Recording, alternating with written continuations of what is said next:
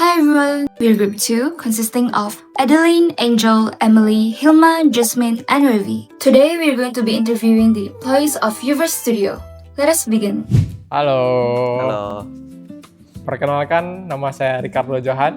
dan saya adalah Derry. Saya ini sebagai editor. Nah, di sini saya sebagai manajer operasional. What is your role here at Uverse Studio and what are your main tasks every day? Di sini ya kalau peran saya sih selain memanage operasional, nah biasa kan kalau dalam segi operasional itu ada dari gimana flow-nya, terus keuangannya gimana atur segala macam. Nah, selain itu ya juga ada seperti ya turun lapangan kayak misalnya dokumentasi, foto, editor segala macam itu juga. Kalau Johan ini dia sebagai editor. Nah, kadang juga dia bisa turun lapangan juga untuk mendokumentasi. Itu editor juga. Sebenarnya banyak ininya, banyak cabangnya juga. Dari retouch foto, dari kita ngedit video juga, sebutannya juga editor. Lalu untuk turun lapangan ya tetap ada juga walaupun saya sebagai editor.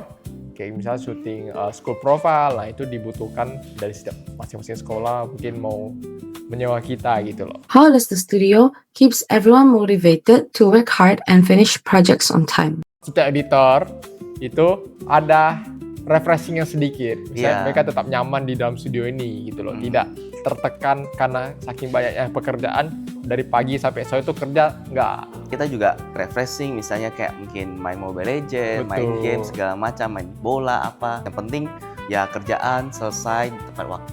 Sebelum deadline yang penting udah betul. siap.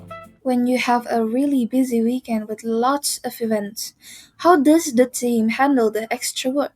Sebenarnya karena studio kita ini bisa dibilang lumayan banyak editornya ya. Misalnya ada pekerjaan yang datang, ada job dari manajer bakal bertanya, di tanggal segini, hari ini, jam segini, ada yang bisa gak? Ada yang mau ambil gak job ini? Gitu loh. Dari banyak karyawan ini pasti ada yang mau sih. Jadi pembagiannya tuh ya siapa yang Bisa available, nah paling ya dia ambil gitu. Jadi nggak harus memaksa weekend kamu harus bisa gitu, enggak. Jadi agak sedikit fleksibel. How does management check if you were making a good performance, like checking photo quality or speed? kita setiap bulan pada minggu keempat hari Jumat itu pasti selalu ada rapat dengan bos. Jadi bosnya datang tanya, oh gimana foto-foto apa segala job hari ini, job kemarin, ada yang perlu dievaluasi atau enggak gitu loh. Jadi dari manajer yang urus. Betul. What special skills or training did you need to learn before doing this job, like using editing software or studio lights? Nah, namanya juga studio kan. Skill-skill basic itu pasti harus ada. Misalnya seperti dalam segi ISO lah, gimana shutter gimana, segala macam kan. Tidak basicnya sudah tahu. Nah, selain itu juga, selain foto kan pasti kita mau kasih tunjuk hasilnya ke klien kan, ya pasti lewat juga dari editing. Nah, editingnya Adobe segala macam itu pasti harus bisa menguasainya.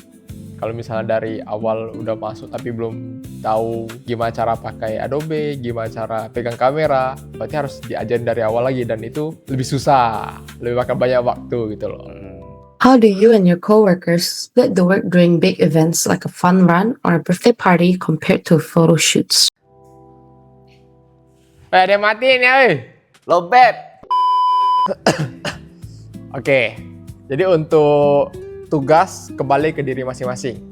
Oke ya, jadi misalnya seperti saya ini, sebelum saya apply ke Uverse Studio, sudah pernah pegang kamera dan pernah ngejob di tempat lain. Jadi maksudnya saya bisa fotografer bisa, videografer juga bisa. Nah, ketika saya apply ke Uverse Studio ini, itu lebih banyak ke foto, bidang foto. Cuman tidak menutup kemungkinan juga bisa menggantikan, misal teman saya sebagai videografer itu lagi sibuk, misal lagi ngedit video. Nah, itu saya juga bisa untuk bantu dia untuk syuting di lapangan gitu loh. Ya balik ke diri masing-masing sih misalnya. How does dividing the work among team member help you finish photos and videos faster? Saya tetap aja pembagian, pasti ada pembagian. Mostly ya fotografer ya pegang foto. Dia yang ngedit foto. Lalu untuk videografer yang ngedit video. Kalau misalnya videografer ini lagi senggang, lagi belum ada job, belum ada kerjaan, dia juga bisa pegang foto. Uver Studio ini itu lebih ke area untuk foto, misalnya mau foto visa, mau foto apa. Ketika masuk sini tuh harus bisa editing foto, itu paling utama. Yang kedua tuh bonus tuh ya baru video. What kind of equipments or tools do you use daily, and how do you make sure nothing gets damaged? Nah, kalau untuk peralatan kan pasti kamera ya. Kamera, lighting, tripod, segala macam. Nah, di setiap studio itu selalu ada itu. Karena kalau nggak ada kan nggak mungkin bisa ngejob kan. Untuk barang-barang gimana cara menjaga ya, kalau untuk kamera kami juga ada namanya dry box. Dan kamera tuh dia lumayan agak sensitif. Kalau misalnya kita nggak jaga dengan benar, kamera bisa berjamur segala macam. Nah, untuk peralatan kita cara menjaga itu seperti ini. Misalnya kayak kita ada job di luar gimana gitu. Nah, barang itu ya kami pasti data dulu. Oke, barang apa aja yang dikeluarkan misalnya dalam job birthday. Nah, itu misalnya satu fotografer, satu videografer. Berarti ada satu foto, kameranya apa, lensanya apa, dia bawa barang apa aja. Terus memory card-nya apa. Kalau video berarti dia bawanya barangnya apa aja. Nah, setelah itu bakal didata dan nanti bakal dicek aman nggak segala macam sebelum dibawa pergi ke tempat misalnya birthday gitu. What source of finance does the studio prioritize when it comes to purchasing gears? Investor, iyalah.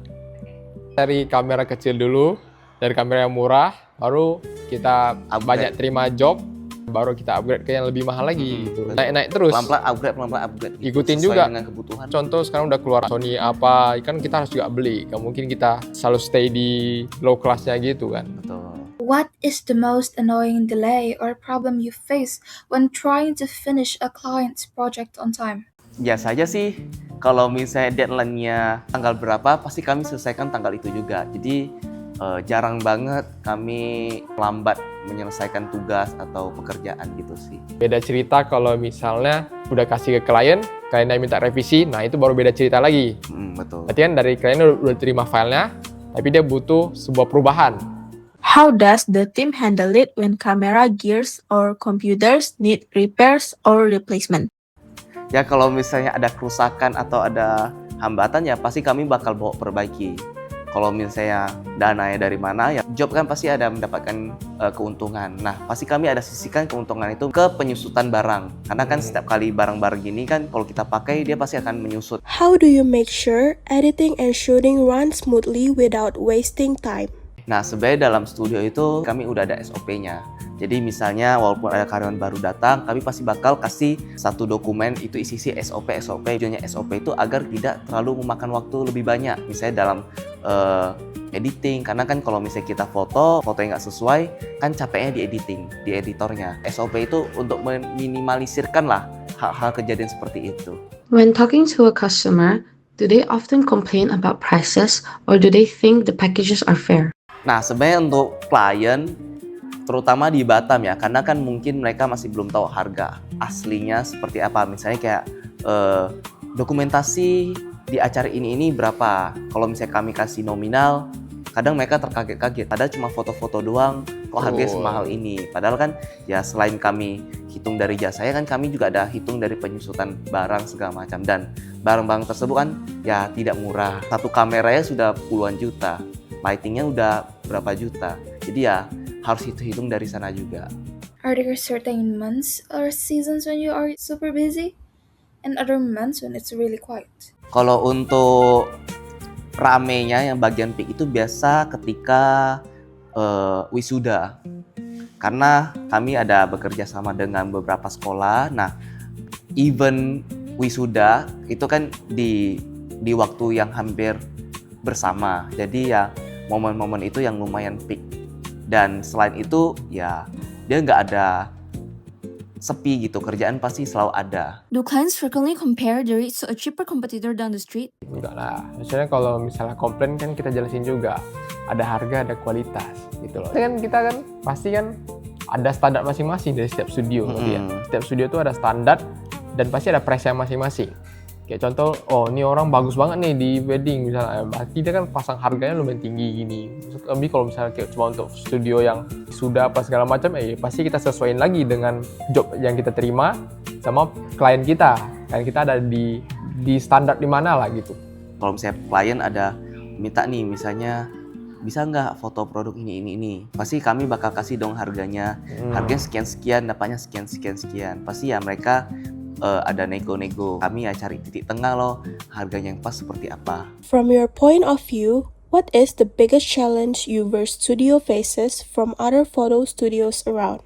Sebenarnya bersaing sama studio foto lain tuh nggak terlalu kerasa gak sih? Iya, sebenarnya kalau studio itu lebih ke mereka punya networknya gimana nggak sih? Betul. Karena kan studio itu kan dapat klien itu kan dari network. Dari sosial media juga ada gitu loh. Kebetulan karena kita kerjasama dengan beberapa sekolah, jadi kita udah ada klien tetapnya gitu.